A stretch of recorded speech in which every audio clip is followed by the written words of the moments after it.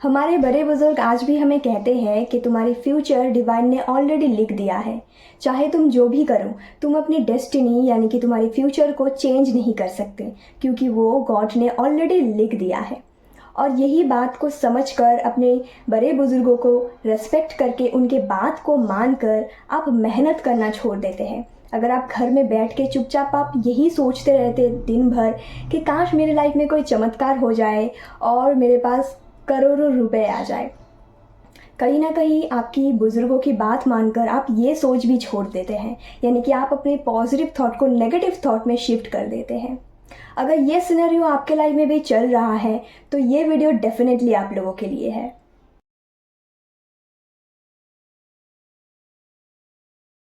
Hello everyone, welcome to my channel.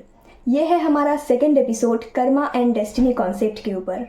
Karma and destiny, इन दोनों चीज़ों को अब हम अच्छी तरह से समझते हैं, राइट? अगर आपने कर्मा एंड डेस्टिनी कॉन्सेप्ट के ऊपर मेरी फर्स्ट एपिसोड नहीं देखा है अभी भी, तो आपको लिंक मिल जाएगा डिस्क्रिप्शन बॉक्स में। आप जाके चेक कीजिए, वीडियो को पूरा देखिए। इस कॉन्सेप्ट के ऊपर कोई भी कन्फ्यूजन्स है, आई होप उस वीडियो से आपको क्लियरिटी मिल जाएगा। एक तरह से देखा जाए तो हमारे बड़े बुजुर्ग गलत नहीं हैं। वो कहते हैं हमारी फ्यूचर डिवाइन ने ऑलरेडी लिख दिया है। कहीं ना कहीं ये सच है, लेकिन ये पूरा सच नहीं है। पूरा सच तो ये है कि हम खुद अपनी डेस्टिनी को बनाते हैं अपने कर्मों से। जैसे कर्म हम क्रिएट करते हैं, वैसे ही हमारी डेस्टिनी क्रिएट होता है। उसी हिसाब से देखा जाए तो पास्ट लाइफ में हमने जिस तरह के कर्म क्रिएट किए हैं, उसी के अनुसार फल हमें इस लाइफ में भी मिल रहे हैं।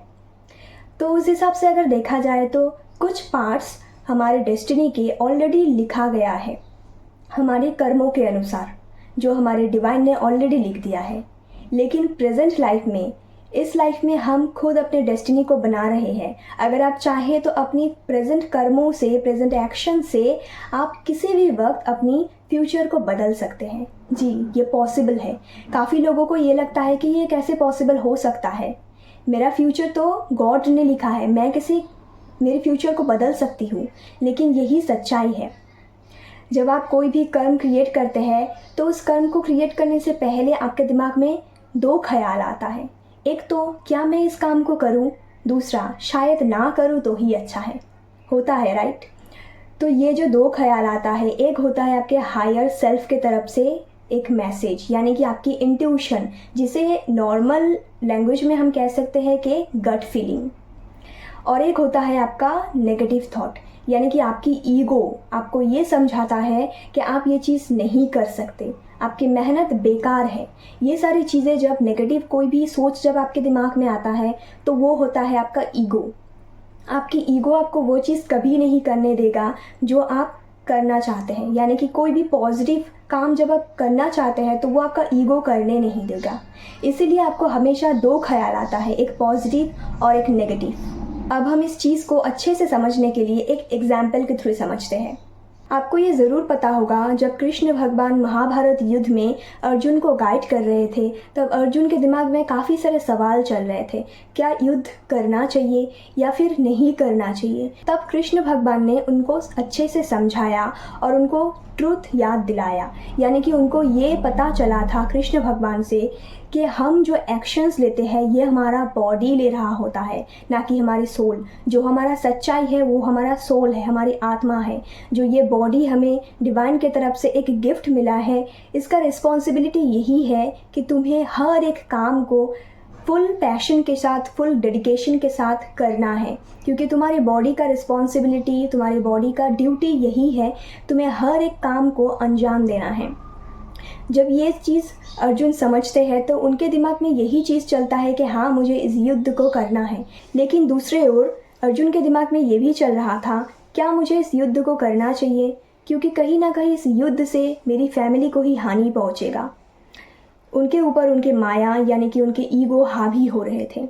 उसी समय भगवान कृष्ण ने उनको समझाया, उनको सच्चाई का पाठ पढ़ाया कि ये जो काम हम कर रहे हैं, ये जो युद्ध में हम उतर रहे हैं, ये हमारी बॉडी का ड्यूटी है, ना कि ये हमारी सोल का ड्यूटी है।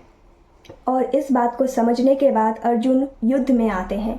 उनको सच्चाई पता लगने के बाद उनके दिमाग से माया हट जाता है और वो अपने इंट्यूशन के सुनकर युद्ध में उतरते हैं।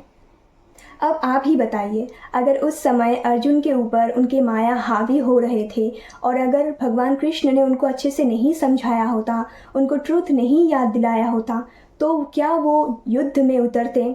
नहीं उतरते, क्योंकि उनके दिमाग में यही चल रहा था, इस युद्ध से मैं अपनी फैमिली का गलत कर रहा हूँ, मैं अपनी फैमिली को हानि पहुँचा रहा हूँ। उनके हिसाब से ये चीज़ गलत था, लेकिन उनको ये नहीं समझ आ रहा था कि ये उनके बॉडी का एक ड्यूटी है, ना कि उनका सोल का।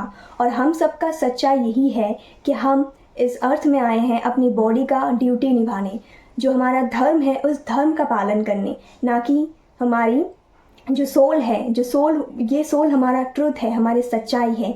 इस बॉडी को हम इस अर्थ में छोड़कर जाएंगे, लेकिन हमारी सोल हमारा साथ कभी नहीं छोड़ेंगे। तो ये सोल का कोई रिस्पॉन्सिबिलिटी इस अर्थ में नहीं है, जो रिस्पॉन्सिबिलिटी है वो है हमारा बॉडी का। तो उसी हिसाब से आपको अपनी एक्शंस को लेने हैं, अपने धर्म का पालन करना है। अगर उस समय भगवान कृष्ण अर्जुन को ना समझाते तो अर्जुन शायद महाभारत युद्ध में उतरते ही नहीं और आज सच्चाई कुछ और होता। तो इसीलिए आपको अपनी इंट्यूशन को सुनना है। भगवान कृष्ण यानी कि हमारी इंट्यूशन, और जो माया अर्जुन के ऊपर हावी हो रहा था वो है हमारी ईगो। अगर आप ईगो की समझते हैं, ईगो को सुनते हैं, तो आपको सच्चाई नहीं दिखेगा सामने। आपको हमेशा इंट्यूशन के सुनना है और उसी को सुनकर आपको लाइफ में एक्शंस लेने हैं। उसी हिसाब से देखा जाए तो अगर आप सिर्फ अपने बुजुर्गों की सुनकर मेहनत करना छोड़ देते हैं तो कहीं ना कहीं जो फ्यूचर आप तैयार कर रहे थे अपने प्रिपरेशन के थ्रू, अपनी मेहनत के थ्रू, वो वहीं पे रुक जाता है। आप गिव अप कर देते हैं और आपकी गिव अप करने की वजह से आपका जो फ्यूचर बनने वाला था वो वहीं पे ख़त्म हो जाता है। तो अब आप देखिए आप सही डायरेक्शन पे है या नहीं, क्योंकि अगर आप अपने बड़े बुजुर्ग को सुनकर मेहनत करना छोड़ देते हैं, वो कहीं ना कहीं गलत नहीं है उनके साइड से, लेकिन ये पूरा सच्चाई भी नहीं है कि हम अपने फ्यूचर को नहीं बना सकते हैं, फ्यूचर को चेंज नहीं कर सकते हैं। डेफिनेटली हम अपने फ्यूचर को चेंज कर सकते हैं अगर हम अपने प्रेजेंट एक्शन के ऊपर ज़्यादा ध्यान दें। अगर आप अपनी सही डायरेक्शन पे है, आप प्रेजेंट में आप ध्यान देते हैं अपने हर एक एक्शन में, अपनी थॉट प्रोसेस में, अपनी बोलने की तरीके में, तो डेफिनेटली आपका फ्यूचर चेंज हो सकता है। अगर आप घर बैठे सिर्फ सोचते ही रहते हैं कि मुझे बहुत सारे पैसे चाहिए, काश मेरे लाइफ में कोई चमत्कार हो जाए, मुझे अच्छा नहीं लग रहा है घर में बैठ के, तो कहीं ना कहीं आप गलत कर रहे हैं। आपका जो ड्यूटी है वो आप नहीं कर रहे हैं, और आपका ड्यूटी है कर्म करना, पॉजिटिव कर्म करना, और वो आप नहीं कर रहे हैं। घर में बैठ के आप सोचते रहेंगे तो उससे कोई फ़ायदा नहीं होगा। आपको एक्शन लेना है, और वो भी पॉजिटिव एक्शंस, नेगेटिव एक्शंस नहीं। और साथ ही साथ आपको मेहनत करना है। आपको ये समझना है जो आपका ड्यूटी है, जो आपका इस बॉडी का ड्यूटी है, जो आपका रिस्पॉन्सिबिलिटी है, वो आपको पूरा करना है। तो आई होप इस वीडियो से आपको ये तो समझ आ गया होगा कि हम अपने फ्यूचर को डेफिनेटली चेंज कर सकते हैं। हमारे बड़े बुजुर्ग गलत नहीं हैं उनके साइड से, लेकिन कहीं ना कहीं हमें इस सच को भी एक्सेप्ट करना है कि हम अपने फ्यूचर को चाहें तो अभी इसी वक्त चेंज कर सकते हैं। तो अब आप देखिए आप सही डायरेक्शन पे है या नहीं, आप जो करना चाहते हैं क्या वो आप कर रहे हैं एक्चुअली। अगर नहीं तो अभी भी आपके पास वक्त है, अभी भी आप स्टार्ट कर सकते हैं। सो आई होप ये वीडियो आपको पसंद आया होगा, ये इन्फॉर्मेशन आपको अच्छे लगे होंगे। अगर वीडियो पसंद आए तो वीडियो को लाइक कीजिए, शेयर कीजिए, चैनल को डेफिनेटली सब्सक्राइब कीजिए। नेक्स्ट वीडियो में हम 3rd एपिसोड लाएंगे कर्मा एंड डेस्टिनी कॉन्सेप्ट के ऊपर। आज के लिए इतना ही, हम मिलते हैं नेक्स्ट वीडियो में। Bye bye.